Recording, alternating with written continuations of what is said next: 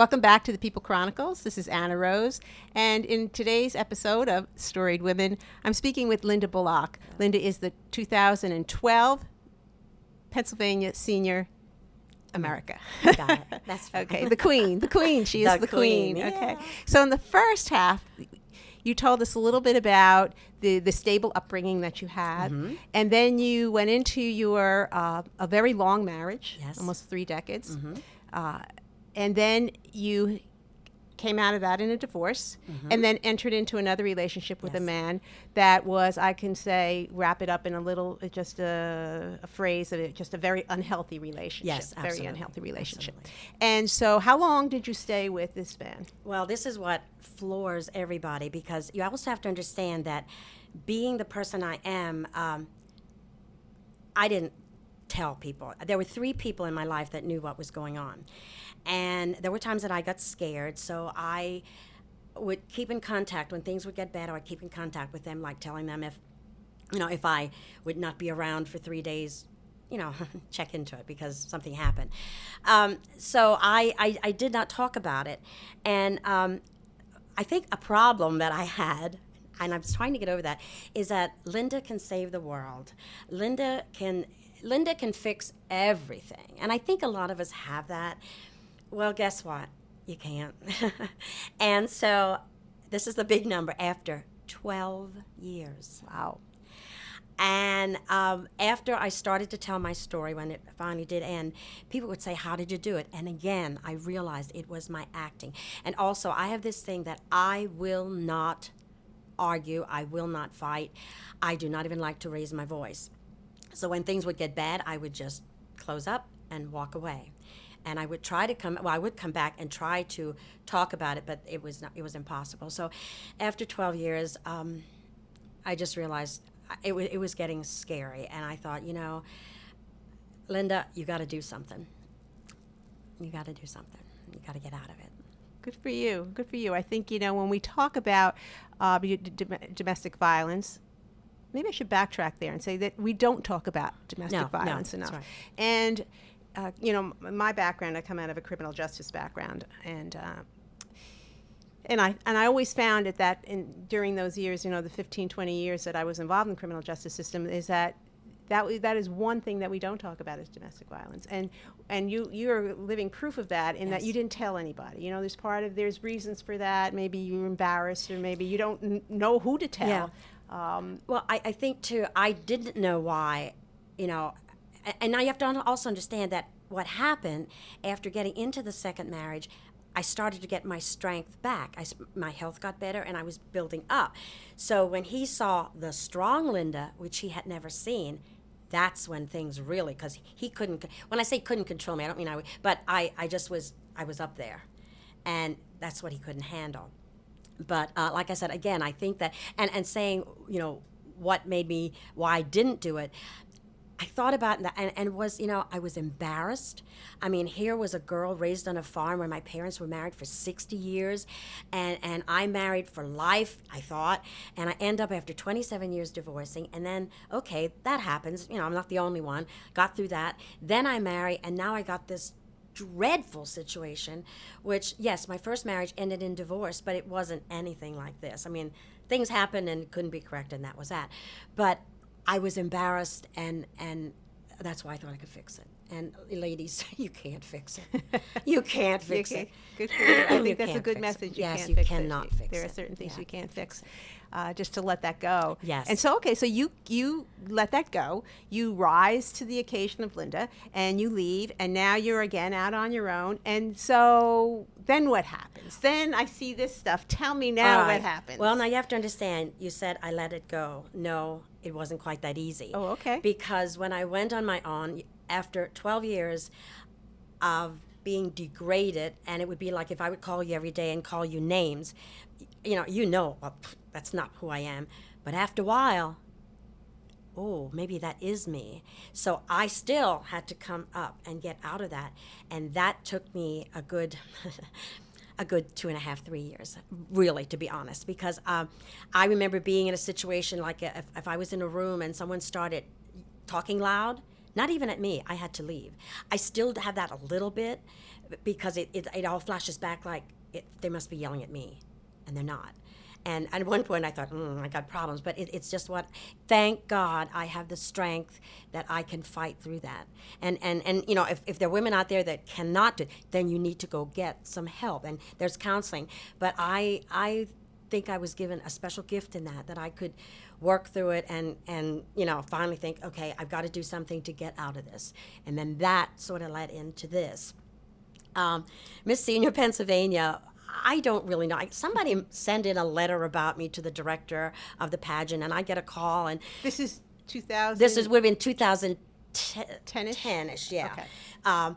And she's talking to me about this pageant, and I said to her, "Excuse me, you want somebody over 60 to go in a beauty pageant? Do you wear bathing suits?" And I remember there was complete silence, and she goes, "Linda, that would be ugly," or could be ugly. So she talked to me, and I said, "I don't know." And it was not like some of these pageants, from what I hear, like $300, $400, $500, but it wasn't like that. Sometimes I think it was like $50. So I thought about it, and I thought, oh, what the heck, and really had no money to like get a gown. So my sister, helped me to get a gown, and I decided to do a little sing and dance number, and I told friends and all that I was in the pageant, and I thought this would be a way of lifting me up because I have some background in modeling. Like I said, I'm an actress.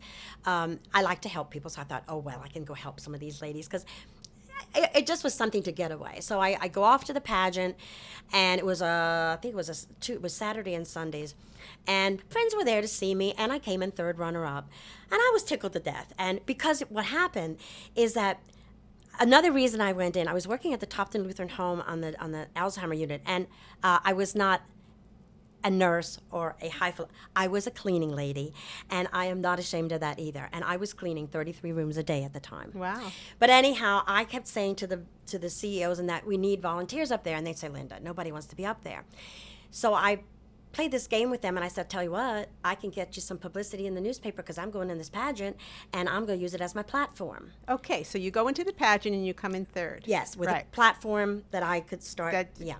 Okay, so but then that doesn't give you this crown. So now tell me about the crown. What year is that you get the crown? I got the crown. I'm 2012. Okay, so you re-entered the contest in 2012. Well, actually, it was 2011 because you run. Oh, I see. See, okay. it's sort of like actually I was part of 11. Actually, I was part of 12 and 13. It's sort of the way that it runs. Okay.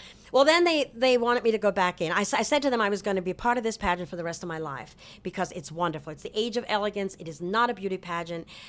This beauty goes, this beauty stays, and that's what impressed me to the end of the earth. So at that point, things were going sort of downhill. I was having some low times, and they called me and said, "Linda, come on, go back in the pageant." So I thought about, what the heck, I'll do it. This time I didn't even wear the gown I wore the year before. I went through my closet, found a gown from 1999. It fit me, pretty white gown, put that on. Did not tell anyone. Nobody knew except my little Bijan. She knew I was going to be in the Miss Senior Pennsylvania pageant. So you tell only your dog? On my dog, because I knew she wouldn't tell anybody.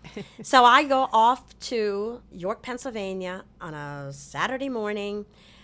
My neighbor lady was watching the dog. I just said, I'll be going for the weekend. I have a cell phone. People can reach me. I go off. And I'm in this pageant.